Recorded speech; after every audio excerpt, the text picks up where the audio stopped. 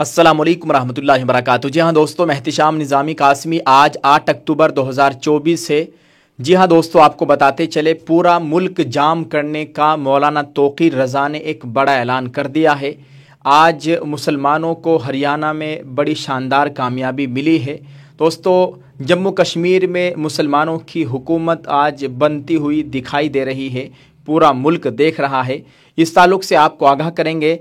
आपसे गुजारिश है कि वीडियो बहुत ख़ास है, इस वीडियो को ज़रूर देखिएगा। इंतखाबात के ताल्लुक से बात करने से पहले हम आपको बताते चले कि मौलाना तौक़ीर रज़ा ख़ान ने आज एक बड़ा ऐलान जारी कर दिया है और उनका ये ऐलान सोशल मीडिया पर इस वक्त आग की तरह फैल गया है। जी हाँ दोस्तों, आपको बताते चले मौलाना तौक़ीर रज़ा ने किया बड़ा ऐलान। बोले, नबी की शान में गुस्ताखी बर्दाश्त नहीं करेंगे, धरना प्रदर्शन नहीं, अब देश को जाम किया जाएगा।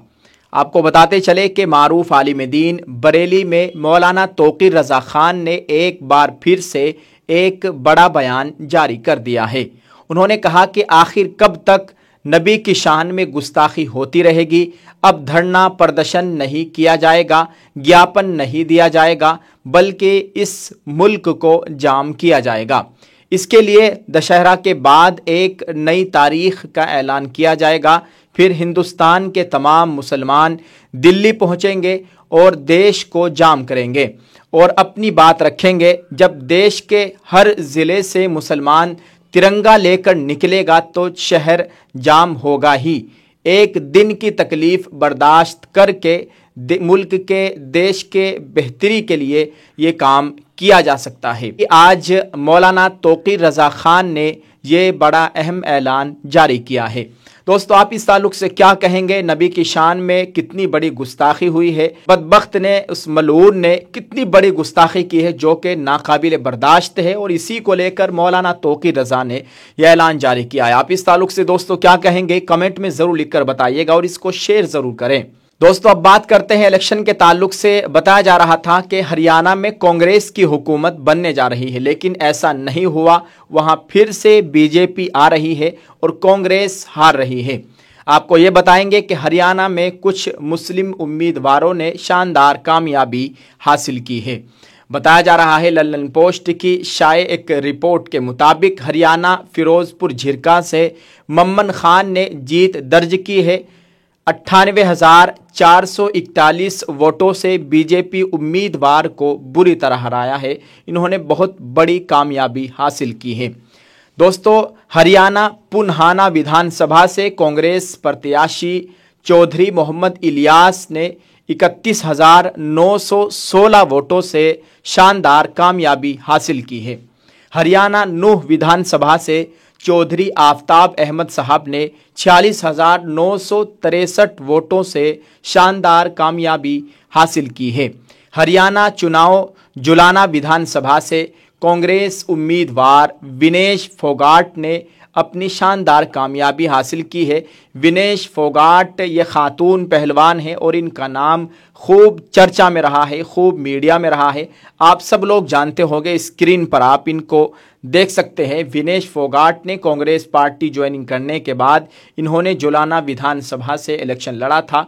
अब इनको शानदार कामयाबी हासिल हुई है।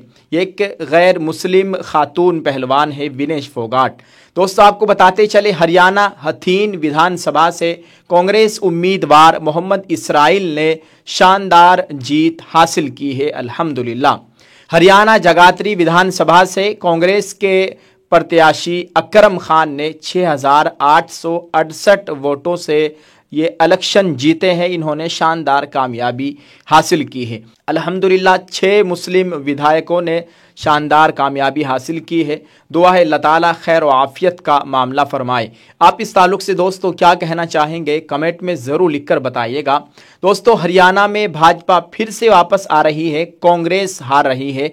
हरियाणा में कुल 90 सीट है। अभी तक के रिजल्ट के मुताबिक हरियाणा में बीजेपी 48 सीटों पर और कांग्रेस 37 सीटों पर चल रही है। इनमें से अक्सर फाइनल भी हो चुकी है। अब बात करते हैं जम्मू कश्मीर की। जम्मू कश्मीर में कुल 90 सीट है। बीजेपी 29, कांग्रेस 6 और जम्मू कश्मीर नेशनल कॉन्फ्रेंस फारूक अब्दुल्ला की पार्टी 42, पीडीपी 3 और अदर 10 हैं। ये बड़ी कामयाबी है फारूक अब्दुल्ला साहब की पार्टी की। फारूक अब्दुल्ला बोले उमर अब्दुल्ला होंगे जम्मू कश्मीर के अगले वज़ीर आला मुख्यमंत्री। ये बहुत अच्छी बात है। कश्मीर अपने अच्छे हालातों की तरफ लौट रहा है इंशाअल्लाह ताला। दुआ है अल्लाह ताला खैर आफियत का मामला फरमाए, अल्लाह ताला अमन व अमान का माहौल कायम फरमाए। दोस्तों आपको बताते चले एक मशहूर पत्रकार शम्स तबरेज़ कासमी ने कहा कि जम्मू एंड कश्मीर के रिजल्ट के लिए कांग्रेस को जश्न मनाने का कोई अधिकार नहीं है, क्योंकि जम्मू में कांग्रेस एक भी सीट नहीं जीत सकी। भाजपा यहां की 31 में से 29 सीटों पर जीत रही है। जो 6 सीट कांग्रेस को मिल रही है वो कश्मीर में नेशनल कॉन्फ्रेंस की वजह से है। दोस्तों आपको बताते चले असदुद्दीन ओवैसी साहब की पार्टी कुल हिंद मजलिस इत्तेहादुल मुस्लिमीन उत्तर प्रदेश के सदर जनाब शौकत अली साहब ने कहा कि जहां पर मुसलमानों के 80% वोट है वहीं कांग्रेस चुनाव जीत सकती है।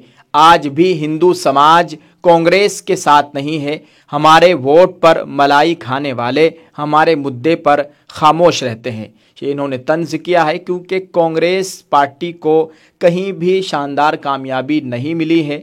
उन्हें हरियाणा में तकरीबन 35 से 36 37 सीट तक वो जा सकती है। जम्मू कश्मीर में सिर्फ 6 सीटें कांग्रेस पार्टी को मिली है। वहाँ पर बताया गया है कि 1 सीट आम आदमी पार्टी को भी मिली है जम्मू कश्मीर के अंदर। दोस्तों ये मुख्तसर खबर आपके साथ शेयर की है। आप इस ताल्लुक से क्या कहना चाहेंगे कमेंट में ज़रूर लिखकर बताइएगा और इस वीडियो को शेयर ज़रूर करते जाएं। दुआ फरमाए अल्लाह ताला हमारे मुल्क में अमन अमान का माहौल कायम फरमाए। अफसोस की बात यह है कि मुसलमान हर किसी को वोट दे सकता है, हर किसी को कामयाब कर देता है, किसी के ऊपर भी बी टीम का कोई इल्ज़ाम नहीं लगता। अगर मजलिस इत्तेहादुल मुस्लिमीन हरियाणा में इलेक्शन लड़ती या कश्मीर में इलेक्शन लड़ती तो हार का ठीक रहा, मजलिस इत्तेहादुल मुस्लिमीन के सर फोड़ा जाता। लेकिन अल्हम्दुलिल्लाह वहाँ पर मजलिस इत्तेहादुल मुस्लिमीन ने कोई इलेक्शन नहीं लड़ा है। अब ये हार का ठीक रहा किसके ऊपर फोड़ेंगे। इसलिए मुसलमानों को चाहिए कि अपनी क़ियादत को पहचानें, अपनी पार्टी को पहचानें और अपनी पार्टी को अपनी क़ियादत को मजबूत करने की कोशिश कीजिएगा। अल्लाह ताला हमें अक़ल सलीम अता फ़रमाए, सही समझ कर काम करने की तौफ़ीक़ अता फ़रमाए। आप सबसे गुजारिश है दोस्तों इस वीडियो को जितना हो सके शेयर ज़रूर करें। आप सबका बहुत बहुत शुक्रिया। दुआ करें अल्लाह ताला हमारे मुल्क में अमन अमान का माहौल कायम फ़रमाए। आमीन। अस्सलामु अलैकुम व रहमतुल्लाहि व बरकातुहू।